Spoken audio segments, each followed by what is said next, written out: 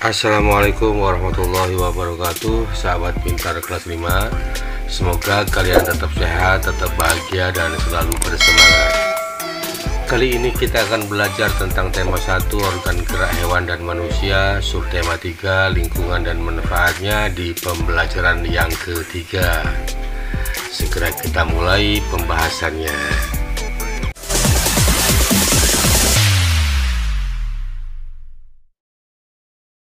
Indonesia merupakan negara maritim dan kepulauan terbesar di dunia. Hampir 2/3 wilayahnya merupakan lautan, antara pulau satu dengan pulau yang lain disatukan oleh laut. Kondisi geografis Indonesia sebagai negara maritim dan kepulauan menyimpan potensi yang besar dalam berbagai bidang seperti di bidang ekonomi, sosial, budaya, dan transportasi. Potensi-potensi tersebut dapat menjadi modal yang penting dalam pembangunan nasional guna mewujudkan kesejahteraan masyarakatnya. Kelompok masyarakat yang bisa merasakan langsung potensi kekayaan sumber daya kelautan ini adalah masyarakat yang berada di pesisir. Banyak jenis pekerjaan yang bisa diusahakan untuk menunjang kehidupan ekonominya. Berikut ini jenis pekerjaan yang berkaitan dengan pemanfaatan sumber daya laut, misalnya nelayan, pedagang ikan, usaha wisata, pertambangan minyak, pembudidayaan kerang mutiara, petani garam laut, petani rumput laut, jasa pelayaran, dan tentu saja masih banyak jenis pekerjaan lainnya.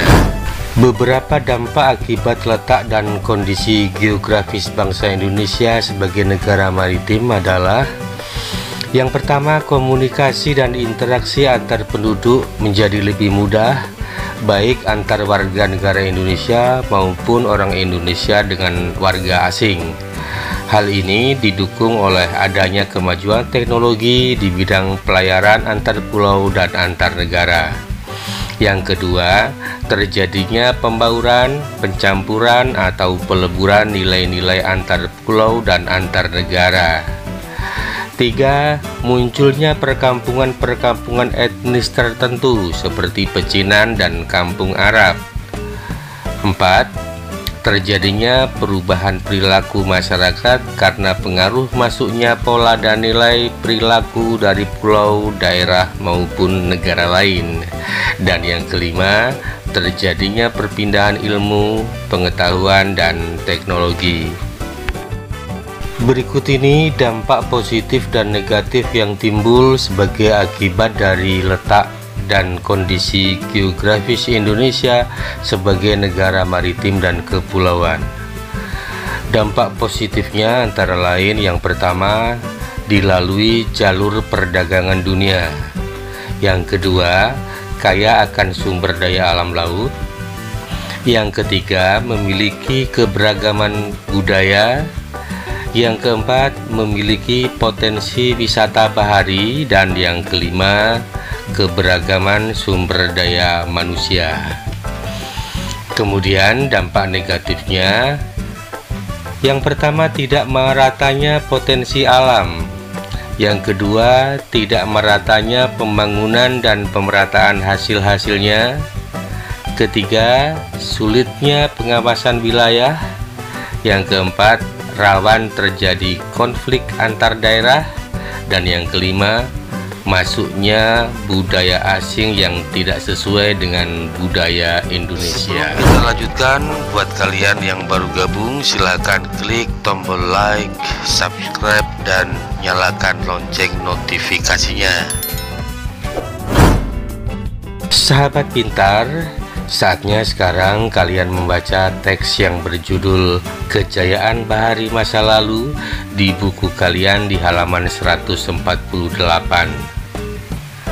Setelah itu, kalian tentukan ide pokok setiap paragraf dari teks tersebut.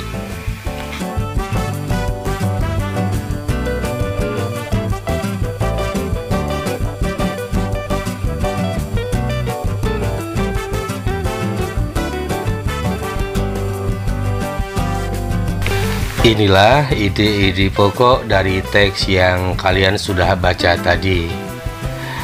Ide pokok paragraf pertama, kejayaan bahari bangsa Indonesia telah ada sejak sebelum kemerdekaan. Paragraf kedua, penemuan situs prasejarah menggambarkan bahwa nenek moyang bangsa Indonesia merupakan bangsa pelaut. Paragraf ketiga, Kerajaan Sriwijaya memiliki armada laut yang besar dan kuat. Paragraf keempat, Kerajaan Mataram kuno di Jawa Tengah mampu membangun Candi Borobudur. Paragraf kelima, Kerajaan Singosari di bawah kepemimpinan Raja Kertanegara memiliki armada kapal dagang yang mampu mengadakan hubungan dagang lintas laut. Paragraf ke-6, Raden Wijaya mendirikan Kerajaan Majapahit, kemudian berkembang menjadi kerajaan maritim yang besar. Paragraf ke-7, kejayaan bahari bangsa Indonesia telah ada sejak zaman dahulu.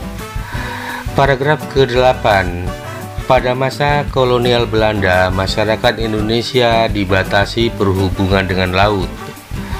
Dan paragraf ke-9, pada masa kolonial Belanda juga terjadi pengikisan semangat bahari bangsa Indonesia. Sahabat Pitar, keberagaman yang disebabkan adanya perbedaan antara pulau satu dengan pulau yang lainnya tidaklah menjadi pemecah dan perenggang, namun justru menjadi pemersatu karena antara yang satu dengan yang lain bisa saling melengkapi. Hal ini sesuai dengan semangat persatuan dan kesatuan seperti pencerminan nilai-nilai Pancasila, khususnya Sila Persatuan Indonesia. Selain itu juga mencerminkan nilai-nilai yang terkandung Sila Keadilan Sosial bagi seluruh rakyat Indonesia.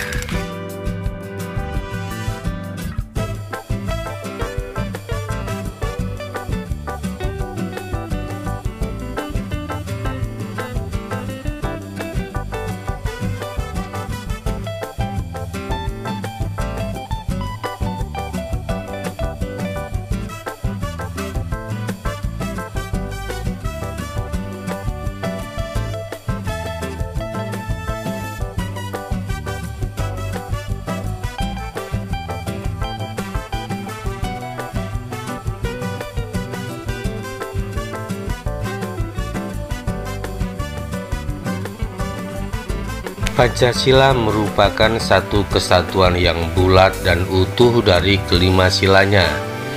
Sila ke-1 menjiwai sila kedua, menjiwai sila ketiga, keempat, dan kelima. Sila kedua dijiwai oleh sila ke-1, ketiga, keempat, dan kelima, dan begitu seterusnya. Kelima sila itu tidak bisa dilepaskan satu dengan yang lainnya. Walaupun masing-masing sila mempunyai nilai-nilai sendiri, tetapi hubungan antar sila merupakan hubungan yang utuh dan saling terkait. Setiap sila yang membentuk Pancasila juga sebagai satu kesatuan yang mutlak, tidak dapat ditambah dan dikurangi. Oleh karena itu, Pancasila tidak dapat diubah menjadi Trisila atau Ekasila. Contoh-contoh perilaku berikut ini mencerminkan sila-sila dalam Pancasila, yaitu pemilihan ketua kelas, perayaan hari besar keagamaan, gotong royong, musyawarah mufakat, dan menjenguk orang sakit. Pada proses pemilihan ketua kelas terjadi sikap yang mencerminkan sila kelima, ketiga, keempat, dan sila kedua. Perayaan hari besar keagamaan mencerminkan sila ke-1, sila kedua, sila ketiga, dan sila kelima. Gotong royong mencerminkan sila kedua, sila ketiga, dan sila kelima. Kemudian pada kegiatan musyawarah untuk mufakat mencerminkan sila keempat, sila ketiga, dan sila kedua. Sedangkan ketika kalian menjenguk orang atau teman yang sakit, maka sikap tersebut mencerminkan sila pertama, kedua, ketiga, dan kelima.